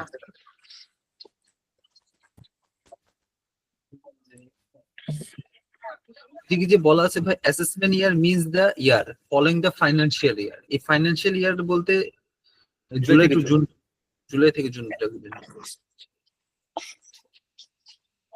এখানে দেখুন একটা মজার বিষয় কি, আমাদের নর্মালি কি হয়, জুলাই থেকে জুন হয়, 30/6/2024, আর এখানে এক্সাম্পল দিয়েছে ডেট দিয়ে 30/6/2024, যাদের ইয়ার শেষ হয়েছে, তার ইনকামের কবে 23-24, অ্যাসেসমেন্ট ইয়ার 24-25। আর যেগুলো ব্যাংক, ইন্স্যুরেন্স, ফাইন্যান্সিয়াল ইনস্টিটিউশন, তাদের ইয়ার কবে 31/12/2023, তার ইনকামের কত 2023, অ্যাসেসমেন্ট ইয়ার কিন্তু 2024-25। মানে এইখানে তো মেনটেন করতে হয়। 23 বলতে মানে জানুয়ারি 1 তারিখ থেকে না ডিসেম্বরের 31 তারিখ পর্যন্ত, এটাকে বোঝানো হচ্ছে 23। হ্যাঁ, এখানে 23 বলতে কি পুরো ক্যালেন্ডার ইয়ার, এটা হচ্ছে ক্যালেন্ডার হিসেবে বোঝানো হয়। কারণ কি, এদের কিন্তু ইয়ার এন্ড কিন্তু শুরু হয় কিন্তু জানুয়ারি 1 তারিখ, শেষ হয় ডিসেম্বর 31 তারিখ। এই জন্য তাদের ইনকাম ইয়ার কিন্তু 2023। আর এরপর তো বোঝানো হচ্ছে 24-25 বলতে কি জানুয়ারি 1 তারিখ থেকে নিয়ে এটা কি 24 বলতে 24 এখানে 24-25 বলতে কিন্তু এই জুলাই 24 থেকে জুন 25। তাহলে জানুয়ারি, ফেব্রুয়ারি, মার্চ, এপ্রিল, মে এটা কি হবে? ওটা আউট অফ সিলেবাস। ওটা আউট অফ সিলেবাস। আচ্ছা দাদা 24-25 হলে তো অ্যাসেসমেন্ট ইয়ার 25-26 হবে, তাই না? ইনকাম ইয়ার যদি ইনকাম ইয়ার 24-25 হয়, অ্যাসেসমেন্ট ইয়ার 25-26 হবে।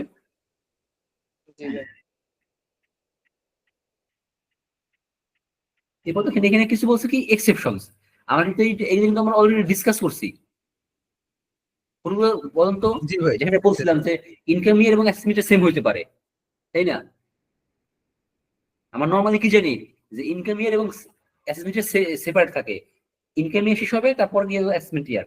বাট সার্টেন কেসে কি বলছিলাম যে ইনকাম ইয়ার এবং অ্যাসেসমেন্ট ইয়ার সেম হইতে পারে, যেগুলো কিন্তু আমরা ফার্স্ট ক্লাসে ডিসকাস করছিলাম।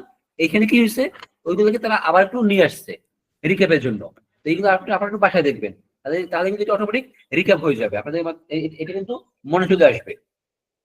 ইনকাম ইয়ার আর অ্যাসেসমেন্ট ইয়ার কি দুটো সেমই হতে পারে? সেমই ইয়ারে হতে পারে? হ্যাঁ, সেম হতেই পারে।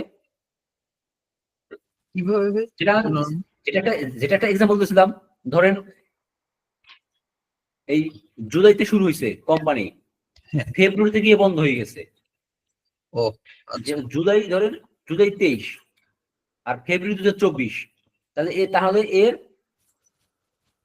2024, তাহলে এর ইনকামের কত 23-24, কিন্তু 23-24।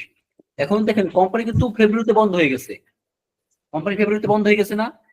ওর নরমালি ওর অ্যাসেসমেন্টের কত হবে 24-25।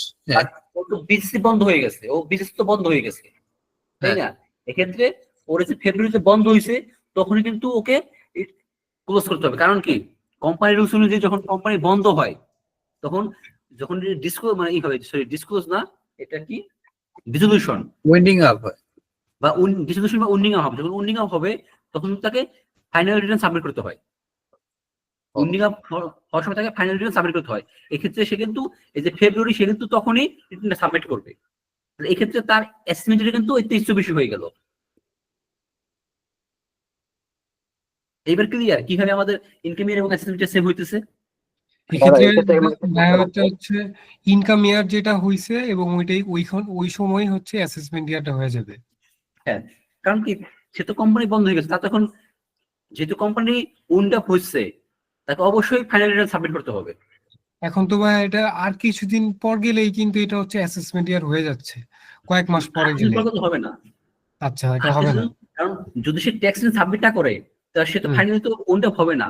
এখানে কোম্পানি উইন্ড আপের এটা বিষয়টা সেরকম, ধরেন কোর্ট দ্বারা অ্যাপ্রুভ হইলো, সে ফাইনাল রিটার্ন সাবমিট করবে, তার যে ট্যাক্স লাইবিলিটি সেই ট্যাক্স লাইবিলিটি পে করে দিবে, এরপরে তো সে সবকিছু লাইবিলিটি সবকিছু পে করে ফাইনালি শেষ হয়ে যাবে।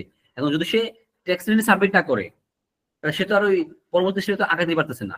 একটা জিনিস খেয়াল রাখবেন, যখন একটা কোম্পানি ওন্ড আপ হয় সে সর্বপ্রথম পে করবে সরকারের ট্যাক্স, এরপর হচ্ছে আদার যে সব যে পেয়েবল আছে, এই যে ধরেন যে ওয়ার্কারের পেয়েবল, বিভিন্ন ফান্ডের পেয়েবল, এগুলো পে করে। এরপর হচ্ছে ধরেন সে ক্রেডিটরকে পে করে, এরপর সে পে করবে হচ্ছিল প্রিফারেন্স শেয়ার হোল্ডার, এরপরে কি হচ্ছিল অর্ডিনারি শেয়ার হোল্ডার। তার মানে কিন্তু এখানে তার ফার্স্ট পেমেন্ট কিন্তু সরকারকে। যদি সে ট্যাক্স রিটার্ন সাবমিট না করে তার এই উইন্ডিং প্রসেসে আগাবে না। এই কারণে যখনই এই উইন্ডিং প্রসেস শুরু হয়ে যায়, ধরেন ফেব্রুয়ারিতে ক্লোজ, তখন সেই রিটার্নটা সাবমিট করতে হবে তাকে। এই জন্য ইনকামের এবং অ্যাসেসমেন্টের সেম হয়ে যায়। এইবার কি আর বিষয়টা, যদি ইনকাম ইয়ার আর অ্যাসেসমেন্ট ইয়ার সেম হয় তাহলে আমি ট্যাক্স স্ল্যাব রেট কোনটা ধরবো, কারেন্ট ইয়ারটা না লাস্ট ইয়ার? সরি কোনটা? যদি ইনকাম ইয়ার আর অ্যাসেসমেন্ট ইয়ার সেম হয় তাহলে আমি যখন ক্যালকুলেশন করতে যাব আমি স্ল্যাব রেট কোনটা ধরবো? এটা কি কারেন্ট ইয়ার অনুযায়ী স্ল্যাব রেটটা ধরবো না লাস্ট ইয়ারে যেটা ছিল ওইটা অনুসারে ধরবো? না, এক্ষেত্রে ধরেন তার ইনকাম ইয়ার 23-24, তার অ্যাসেসমেন্ট ইয়ার 23-24, তাহলে অ্যাসেসমেন্ট ইয়ারে তার ট্যাক্স কত ওই অনুযায়ী ধরতে হবে। যেমন এইবার 1-4-5-5, এর আগে ছিল 1-3-4-5, তখন আমি কোনটা ধরবো? ভাই আমরা মানে কথাটা ক্লিয়ার আসেনি দাদা। বলতেছি যদি ইনকাম ইয়ার আর অ্যাসেসমেন্ট ইয়ার সেম হয় তখন আমি ট্যাক্স স্ল্যাব রেটটা কি হিসাবে ধরবো? রানিং ইয়ারে ট্যাক্স ইনকাম স্ল্যাব রেটটা ধরবো না লাস্ট ইয়ারে যেটা ছিল সেটা ধরবো?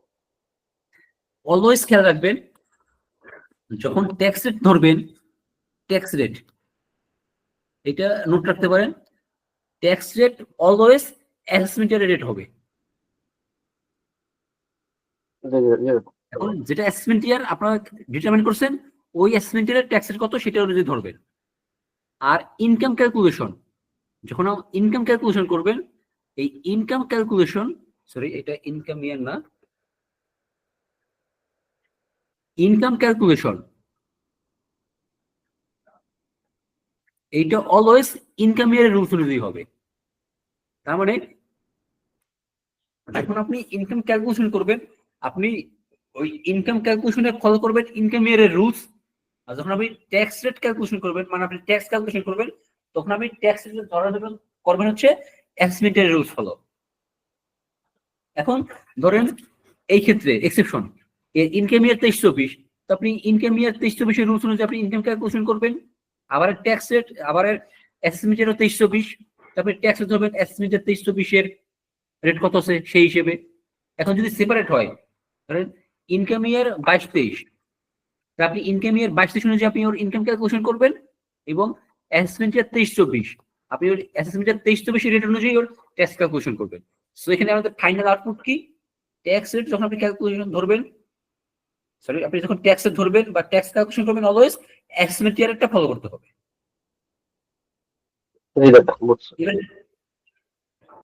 তো এইখানে যে এক্সেপশন গুলো আছে এগুলো আমরা মোটামুটি ডিসকাস করছি, আপনারা এখান থেকে একটু ডিটেইলস একটু দেখে নেবেন।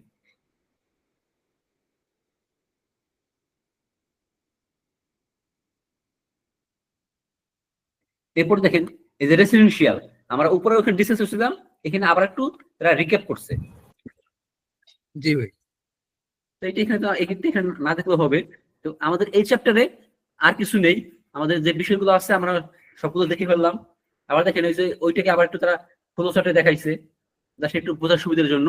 যাই হোক, আমাদের ফার্স্ট একটা আমাদের যে ইনিশিয়াল ডিসকাশন, আমাদের বাংলাদেশের ট্যাক্স সিস্টেম, সেই ট্যাক্স সিস্টেমের বেসিক আইডিয়ার জন্য আমরা এখানে দেখলাম বেশ কিছু পয়েন্ট, এবং আশা করি আপনাদের এখানে যে সেগুলো ছিল বিভিন্ন ধরনের কনফিউশন বা জিজ্ঞাসা, সেটা সলভ হয়েছে। এবং এরপরে যদি কোনো কোশ্চেন থাকে সেটা আপনারা অবশ্যই জিজ্ঞেস করবেন। আর আমাদের নেক্সট ক্লাসটা আমরা চাচ্ছিলাম ঈদের আগে আরেকটা ক্লাস নেওয়ার জন্য। এক্ষেত্রে দেখি, এক্ষেত্রে হয়তো মঙ্গলবার ক্লাস দিতে পারি আমি। এটা আমি নবদের সাথে কথা বলে এটা আমি আপনাদেরকে জানিয়ে দেবো, বা এটা আপনাদেরকে ডিসক্লোজ করে দিবে।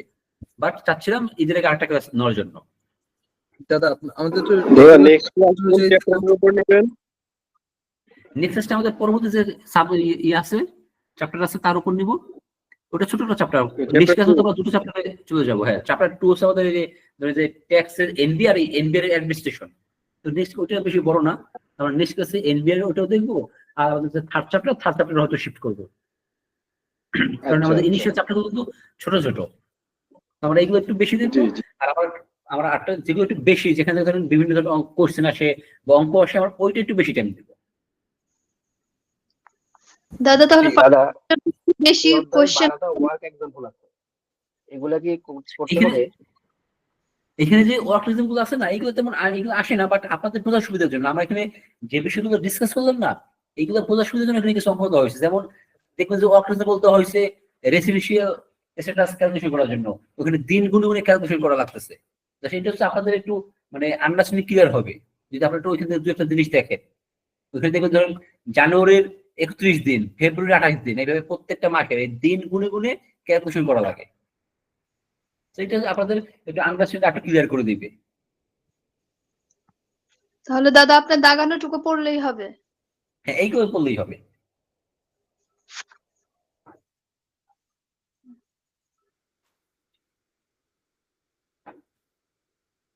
তো আজকের ক্লাস নিয়ে আমরা এখানে যে বিষয়গুলো দেখলাম, তো এই বিষয়ের এখন পর্যন্ত যেগুলো মানে আমরা পড়লাম, এইগুলো আপনাদের যে কোনো কোশ্চেন আছে কিনা বা কোনো জিজ্ঞাসা আছে কিনা?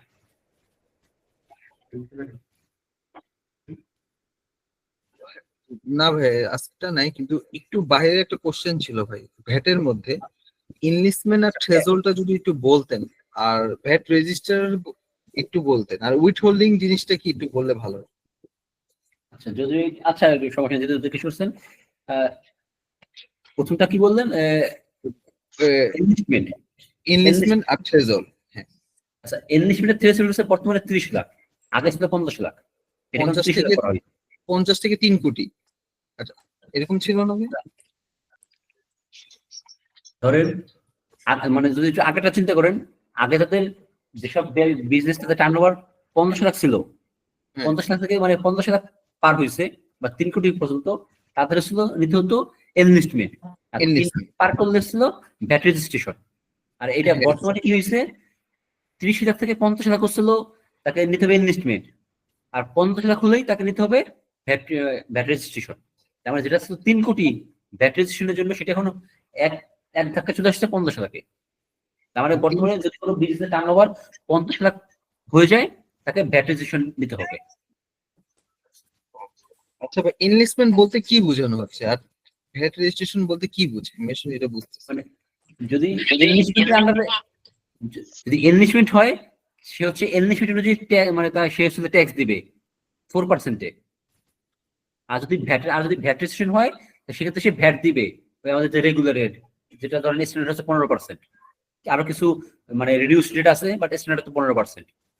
তার মানে এনলিস্টমেন্ট ট্যাক্স হচ্ছে 4%, আর ভ্যাটের তো মাল্টিপল রেট আছে, ওই অনুযায়ী সে দিবে। এক্ষেত্রে যদি সে ভ্যাটের আন্ডারে চলে যায়, তার আদার্স যে সব রুলস আছে তাকে ওইগুলা ফলো করতে হবে। মানে ইনভেস্টমেন্ট হলো যে আমাকে 4% দিতে হবে টোটাল ট্যাক্স। একটা প্র্যাকটিসের কথা বলি দাদা, সেটা হচ্ছে হলো ওই কারেন্ট অ্যাকাউন্টে যদি আমরা ক্রেডিট আইটেমে দেখি যে তার টোটাল 12 মাসের যোগফল, যেটাকে টার্নওভার আমরা বলে থাকি, বা সেলস অনেক ক্ষেত্রে আমরা বলে থাকি, ধরে থাকি আর কি, তাহলে সেক্ষেত্রে যদি বছরে ওটা আপনার 50 লক্ষ টাকা পর্যন্ত হয়, it means it is regarded as enlistment বা এনলিস্টেড, সেক্ষেত্রে আমরা 4% হারে আমরা ইয়াটা দিব, তাই তো দাদা? এই 50 লাখ হচ্ছে আগে ছিল, এখন সেটা 30 লাখ হয়ে গেছে। আচ্ছা, জি। আচ্ছা, এই বিষয়টা এইটুকু একটু থাকুক, আর মনে হয় বাকিটা আমরা ভ্যাটের কাছে দেখলে ভালো হবে, ওখানে আমরা ডিটেলসে দেখবো তাহলে এটা। ঠিক আছে। তো বাট এই যে এইটুকু হচ্ছে আপনাদের বেসিক আইডিয়া, যে 30 ইনভেস্টমেন্টে 30 লাখ পার করলে 50 লাখ পর্যন্ত, আর 50 লাখ খরচ ছিল ভ্যাট রেজিস্ট্রেশন নিতে হবে।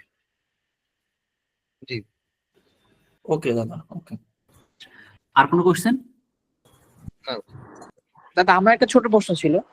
হ্যাঁ বলেন। আমরা কোম্পানি ট্যাক্স রেটে স্ল্যাব করলাম, তার নিচে ছিল যে আমরা একটা কন্ডিশন ছিল যে RA% সুবিধা, সেখানে আমরা বললাম যে আমরা এভরি সিঙ্গেল রিসিভ ট্রানজাকশন যদি 5 লক্ষ হয় তখন আমি RA% সুবিধাটা পাবো, এবং এক্সপেন্স যদি আমার 3,60,000 হয় তখনও পাবো, এমন কিছু ব্যাপারটা নাকি একটা হলেই হলো? যে কোনো না, এখানে তিনটেই পূরণ করতে হবে, এখানে যে তিনটে কন্ডিশন, তিনটেই পূরণ করতে হবে, তবে সে 2.5% সুবিধাটা পাবে। ও, যে কোনো একটা হলে হবে না, যদি তিনটেই করতে না, হবে? যেগুলো একটা না, যেগুলো একটা না। এই জন্য তখন একটু মানে পড়ার সময় একটু খেয়াল রাখবেন, এন নাকি অর। জি জি জি। আমাদের মানে আমাদের ওখানে কিন্তু এন ছিল, তার মানে কি এখানে প্রত্যেকটা কিন্তু পূরণ করতে হবে। যদি এমন হয় সে দুটো পূরণ করছে, একটা পূরণ করতে পারে নাই, তাও কিন্তু হবে না, তাকে তিনটে কন্ডিশনই পূরণ করতে হবে, তবে সে 2.5% বেনিফিটটা পাবে। ওকে ওকে, থ্যাংক ইউ।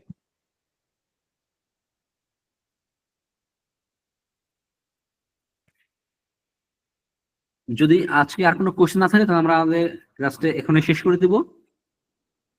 আর আপনাদের সবার কাছে একটা রিকোয়েস্ট থাকবে, একটু রেগুলার পড়াশোনা করার জন্য, কারণ টেক্সট একটা হিউজ সাবজেক্ট, এবং অনেক সময় হবে কি আপনি ক্লাসে এখন হয়তো বুঝতে পারতেছেন, বাট আপনি যদি এখন মানে খুব রিসেন্ট টাইমে আজ বা কাল যদি এটা না পড়েন, দেখা যাচ্ছে 3-4 দিন পরে গিয়ে এটা ভুলে যাবে, যেটা আপনি এখনো বুঝছিলেন 3 দিন পরে সেটা আপনার কি হবে, এটা ভুলে যেতে পারে। তো এই কারণে একটু রেগুলার পড়ার চেষ্টা করবেন, আর ট্রাই করবেন যেদিন যেগুলো পড়ানো হয় ওই দিন পরের দিনই শেষ করে রাখার জন্য। আর আরেকটা রিকোয়েস্ট থাকবে, সেটা হলো যেহেতু আমরা এখনো ফ্রি ক্লাসের আন্ডারে আছি, ফ্রি ক্লাস এখানে হতেছে, এবং ট্রাই করা হতে মানে আমি আমার বেস্ট ট্রাই করতেছি আপনাদেরকে বোঝানোর জন্য, এবং আমাদের এখানে যে টপিকগুলো আছে সেগুলো খুব ইজি ওয়েতে ডিসকাস করার জন্য।